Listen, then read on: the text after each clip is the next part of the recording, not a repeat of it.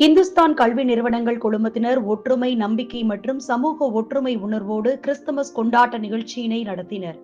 Christmas திருவிழாவை ஹிந்துஸ்தான் தொழில்நுட்பம் மற்றும் அறிவியல் நிறுவன வளாகத்தில் பிரம்மாண்டமாகவும் கோலாகலமாகவும் கொண்டாடியது.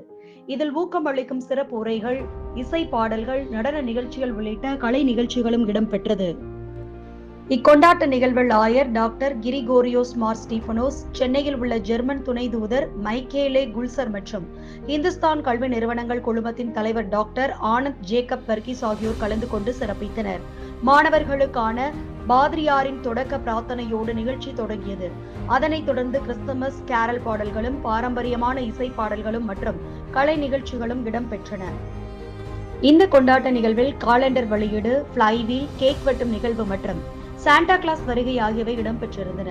போட்டிகளில் வெற்றி பெற்றவர்களுக்கு அவர்களது படைப்பாக்க திறன் மற்றும் திறமையை கௌரவிக்கும் வகையில் 1,50,000 மதிப்புள்ள பரிசுகள் வழங்கப்பட்டன.